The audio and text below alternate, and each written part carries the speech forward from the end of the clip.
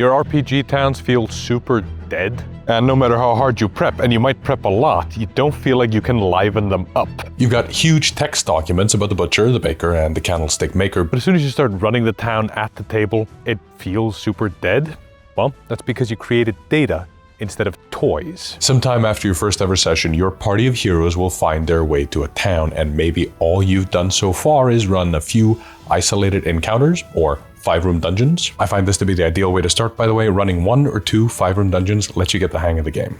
But now the party arrived at a town and you've somehow got to start making an entire world. Well, there's reasons for this to feel daunting. An entire world is a tall order, but when I make towns, I try to not make any worlds. I make toys. Welcome to Mystic Arts, where every month I find a new way to tell you to offer players informed choices. My name is Daði, I'm a professional writer and director, and I've been DMing for a little over a decade. This is Vík í Mýrdal, an Instagram-friendly Icelandic village with a population of 639. And in 1883, a couple of local farmers from 2 local farmsteads wanted to start a shop here and export goods to Britain. By 1903, they were starting to export mutton, and in 1932, they built that church. It sits on a hill overlooking all of town. If you're running a D&D town in a frontier location, it would look a lot like Vík í Mýrdal. It's got a small population, it was founded relatively recently, and most importantly, it's surrounded by barren wilderness in all directions. I mean, speaking of which, these rocks you're gonna find are home to Reynisfjara. This Instagram-friendly beach on Iceland's southern coast is home to famous black sands and incredibly deadly sneaker waves. Over 80% of tourists die here. Excuse me, Mr. Tourist, where are you going? Going for a swim. Do you want to die? Around 200 people live outside the town in farmsteads, just like the ones behind me here. And you can already imagine the kind of problems that those kind of NPCs might have that require the help of some do-good adventurers like your heroes. Towns like this one are all across the Icelandic countryside, and they provide me with regular inspiration for how to build my own towns. Like when I built Dillhorne, which brings me to... This video is going to be better if I use a running example. So I'll be using a town I brainstormed on stream with chat and then expanded into my own 5e hex crawl adventure, Crown of the Fungal Queen, and I've put a link in the description. You don't need to buy it to follow along or anything like that. In fact, I'll be giving huge portions of it away during this video, although there is a lot more to be discovered, as you can tell by the index. But if you feel like supporting the channel and you have a hankering for a 5e hex crawl adventure with OSR sensibilities, this 160-page adventure I wrote is available on our Patreon. Part 1. Geography and Maps. I love the way this church overlooks the whole town. I remember seeing it as a kid, and it was just burned into my memory. I've never forgotten it, really. It's quite common in Icelandic towns and villages for churches to be built upon a hill overlooking everything else. This normally means that there's some distance between town center and the church itself, but in a town as small as Vík, it really doesn't matter. And the same is true in downtown Reykjavik. Whenever the churches are built, there's always this kind of no-touching zone between where the church is on top of the hill and the rest of downtown, which means that if your church is integrated with the rest of downtown and buildings all over, that church must by definition be old, as the no-touching zone from the church to the rest of the city has eroded over time with new buildings being built to bridge the gap. There's a lot of ways that maps can tell stories. The church is the first example that came to my mind, but there are countless other examples of how these things work together. Geography is just as important. Is the town by a river, or by a tree line, by a mountain? I don't think you need to answer yes to all, but I find that thinking of the world map like a hex map from the Civilization video game series in particular helps me imagine it. What are the adjacent hexes like? Would the advisors suggest settling a city there? And if there is a settlement, what resource tiles are they working? Hills means mines. Coast means fishing. Forest means lumber, plains mean farms. This doesn't have to be that complicated. In fact, for his campaign setting, my writing partner Magnus did the entire map in the Civ 5 map editor. It had all the tools to develop a world for exactly this reason. In Vík, the town sits at the bottom of this mountain range all the way by the ocean, which sounds impossible, but How can that be? if this were a fantasy town, we might decide that they do mining up in these mountains, or fishing off of the coast, or farming in the farmlands, or logging in the trees. We give our town a main focus, a settlement focus, something that the town does and is good at, its lead export. That settlement focus is what we hang our hat on as a DM. Whenever they meet an NPC that we, the DM, haven't detailed, we just decide that they work in the fishing industry. They could be a fisherman, an accountant for a fisherman, a butcher, someone who repairs ships or boats. Any NPC we haven't detailed, we hang on to that settlement focus. In Dillhorne, the town is in the middle of the Ashwood Forest where all of the adventures take place. I put it there because I wanted it to be only a stone's throw away from all the adventures you can do in town and out of town in the forest. And I made this map. I did it in Incarnate. It took me about an afternoon. It didn't take that long. And I think it looks pretty decent. It's got a whole bunch of stuff on it, and I'm quite proud of the way it came out. But how did I do this? Like, this isn't something that just materialized instantly. In the case of Dillhorne, I led with geography, and I try to do that every time. Started by placing down these hills up along the sides, these ones here and here. I placed this hill in the middle of town. I placed the trees that surround the perimeter, and I placed this big gorge. And then I thought, the train is going to have to go over the gorge on like a bridge, which is why I put these little wooden struts in. And that means this is where the train station is going to be. And now I have a defined scope for my town. Right? Once I've built the geography, I know that the town has to fit within the geography. And the process of stuffing the town in there is what is going to make it feel like a real town, because the town had to go stuff itself in there. If the town could be any shape it wanted, it would end up being an unnatural shape. The thing that makes your town look natural is the fact that it had to contend with the geography. Your town has to compromise with the rest of its surroundings to figure out where it is and how it's placed in conjunction with everything that surrounds it. Once I had made all this in Incarnate, which basically means placing down these lines, the blobs, the brushes, the houses, the trees, the roads, I then had to go figure out how to label it. And Incarnate has a function to do that, but I didn't use it. But obviously you can use the tools in Incarnate. In fact, you don't even have to use Incarnate. It is a subscription-based tool. You might prefer a tool that is free. Go ahead and use that. I'm certain there are plenty of them.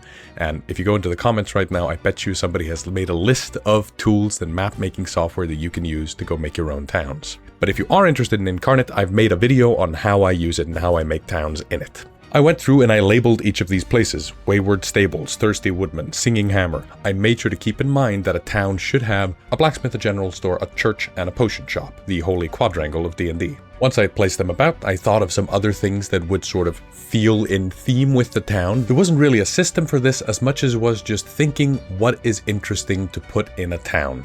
And once you start going down that rabbit hole, you might find one of two things happens. One, you might not be able to think of that many options, or two, you can't stop and you just think more and more and more options. I try to limit myself to only about 15 at most. No matter how big the town is, the points just either get further apart or they're all condensed in the center with few points out in the outer reaches. You can see if you look at the map, there are only about 15 icons there, and I think it's more than enough. Armed with that knowledge, go pick out 15 things and put it in your town.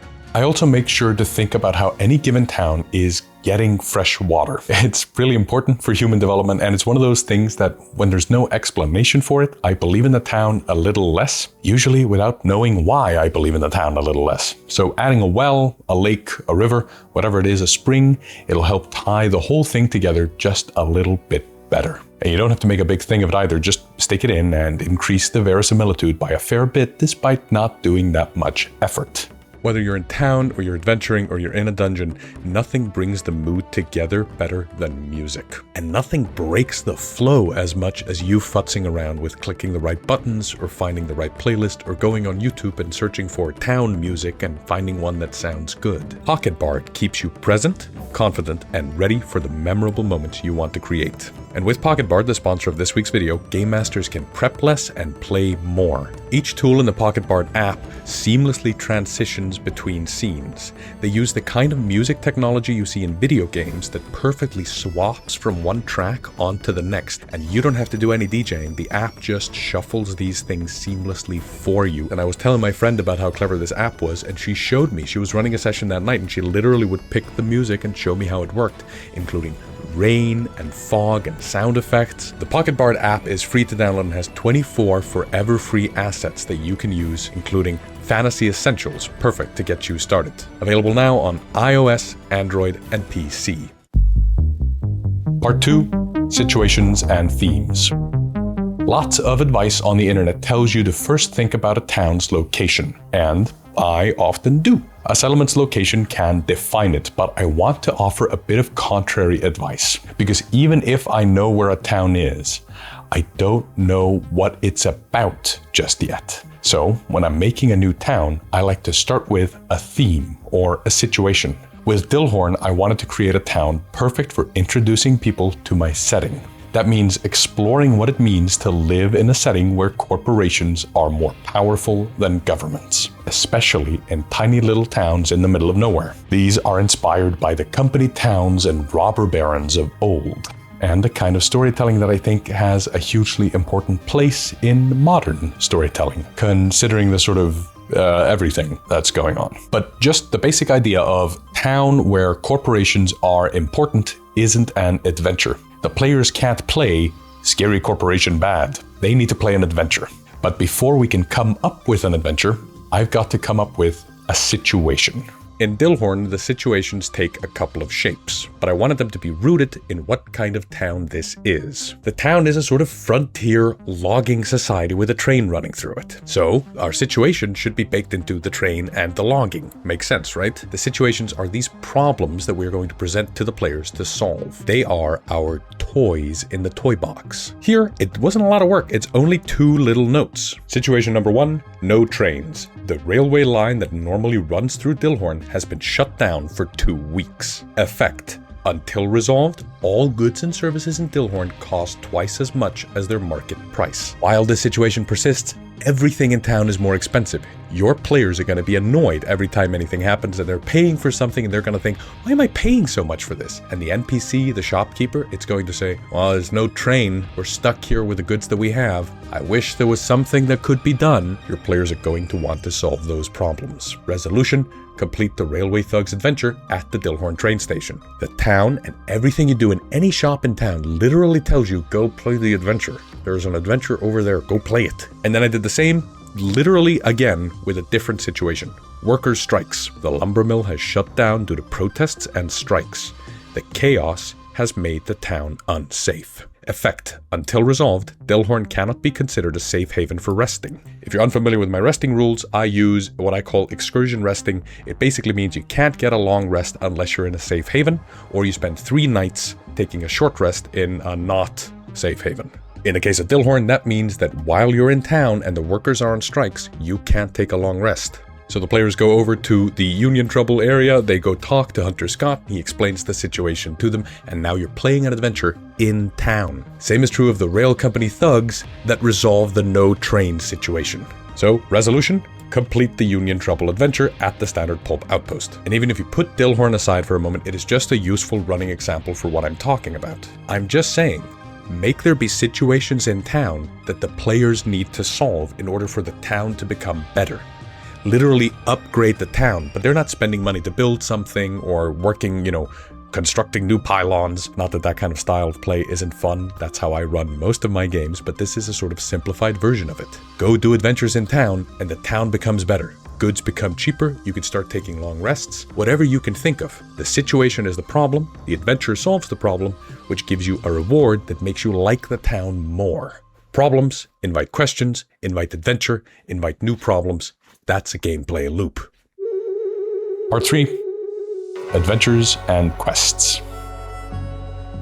Because we created situations, we now want to create adventures for this place. 2 of them. 1, to solve each situation. This invites the players to play in the town. One problem I frequently have with pre-written towns is that they are just like a collection of facts and data, maybe even a collection of shops, but there isn't really anything going on, nothing to do, nothing to play with either, which means that the players don't engage with it because there's nothing to engage the players, so they don't engage, and it's this negative feedback loop. It sucks. So for this town, we're going to create 2 sets of 5-room dungeons to make sure there's something to do in town. One at the Ariston railway station and another at the Standard Pulp lumber mill. 2 corporations that are making life in town noticeably worse through these situations. But when the players go to either location, they find an adventure, complete with monsters, bad guys, initiative, exploration, and negotiation. There is content in town, an adventure. This way, the town isn't just a collection of data, but it's a playground. It's got a bunch of toys in it. For an example adventure, let's have a look at the railway thugs I made.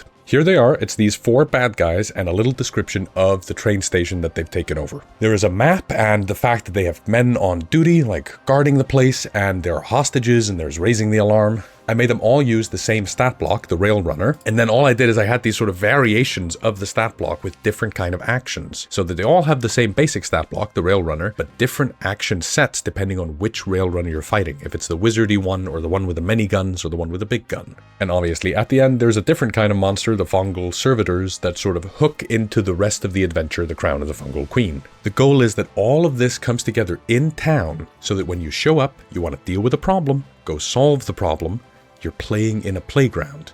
But once you're done with solving the problem in town, at the end there is a hook into the complete adventure. In your case, it is going to be whatever the BBEG is, whatever the chapter bad guy is, and your players are going to encounter that problem in town and then go out into the wilderness and deal with it. Question, problem, adventure, back to question, gameplay loop.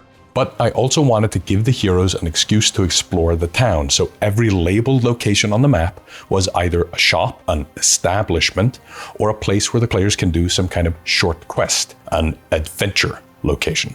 These adventure locations don't have to be complicated, just something to invite the heroes to explore around town. For example, another thing that I realized is that there are 15 locations in here and not all of them are going to be sending you into the forest or out of town or going to have a whole 5-room dungeon in them. I am not making 15 dungeons for this town. That's crazy. And it's also just too much. It's not what I want out of this. The town is meant to be something of a safe haven. So instead, I made sure that all of these locations that aren't establishments, aren't shops, include some kind of quest-like thing. And it does not have to be complicated. Some quests just send you to a different part of the town. For instance, if you go to Gibby's shop and talk to Gibby, this lovely frog man, he says that he has a large stash of hunting traps destined for Agatha Amick's residence. He's been unable to leave the house to make a trip as his kids require a lot of oversight. In return for delivering the crate to Agatha Amick, the heroes can keep the delivery fee of 10,000 notes. A note's like a copper piece. This way, whenever they go to the general store and meet the frog merchant, he's got a little quest for them that sends them to a new location.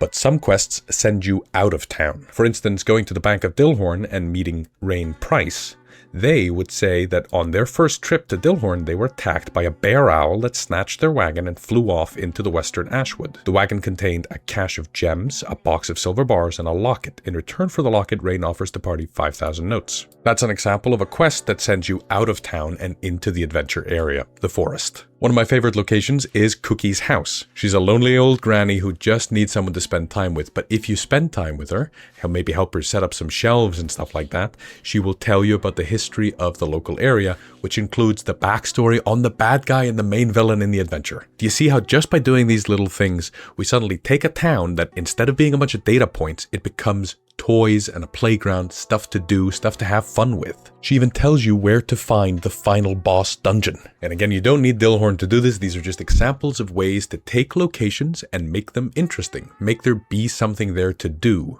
It just makes the whole thing so much more alive. It takes the whole town and turns it into a playground that your players are going to have fun engaging with, because when they engage, they get rewards, and that's a gameplay loop. Part 4. Establishments and shops. Whether it's in real life or in D&D, towns like this one are brought to life by all the establishments. You know, the places where you can exchange money for goods and services. Here in Vik, you have everything from touristy wool shops to sort of cafe bistros. It's all here, it's all the classics. But in D&D, your players aren't going to care about some wool shop where they can buy nice socks. They are probably going to be looking for dope shit to make their characters better. And there is no cool blacksmith in Vik i Mýrdal. But in Dillhorne, there is always a blacksmith, a general store, a church, and a potion shop, the holy quadrangle of D&D Towns. Shops are important because they bring the heroes back to town. Shops have things in the window that cost money, usually a volume of cash that the PCs don't have yet. That way, when the players walk past the shop, there's clear messaging in the shop window. Go get more money by adventuring, and then come back to town and buy all the dope stuff you want. One of the most underutilized mechanics in D&D is the money sink. If your players are getting money in their adventures, they have to have some opportunities in town to spend their money and upgrade their characters. So what kind of shops do you include? So quickly, what did I actually put in Dillhorne? The Bank of Dillhorne, where you can exchange gems, coins, and jewelry for banknotes at the rate of 1 banknote per copper piece. The Church of St. Arthur offers a myriad of services like minor miracles, greater restoration, raising the dead, and miracle scrolls. The Dillhorne train station offers train tickets to go to other parts of the setting at the price of 200 notes per ticket. Gibby's shop lets you buy and sell goods. Old Cookie can sell you the following items, and here's a small table. The Singing Hammer blacksmith can not only sell you weapons and armor, but it can also grant you access to the forge or to masterwork crafting. The Thirsty Woodsman includes drinks, rooms, and a bath. And the Wayward Stables can sell you both horses and mastiffs to help you navigate the forest. Part 5. Doing the work. Then you put it all together somewhere. I like to use Obsidian to keep my notes, but you might use something else, like World Anvil or Word Docs or a collection of Post-it notes. That's up to you. But it's important that as you've done all this work, you note it somewhere. You don't have to write as much as I did with Dillhorne. Those notes aren't written for me. They are written so that other people understand the town that existed in my head. When you're writing your own prep notes, you can just use shorthand.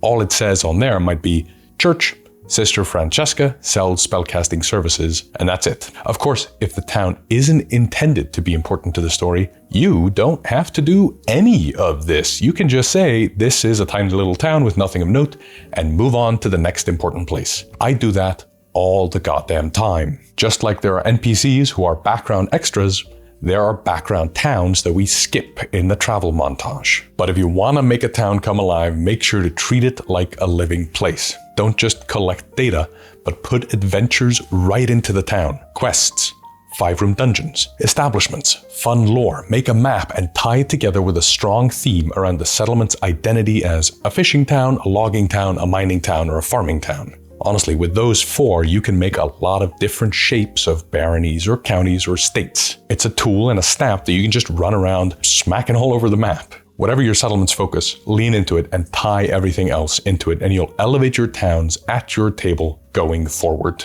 And that's where we'll pick it up next time. This channel is run by me and my girlfriend, and if you want to make 1 fewer towns for your next big campaign, go pick up Crown of the Fungal Queen and steal Dillhorne for your own game. We did all the work we did for you. So until next time, keep studying the mystic arts.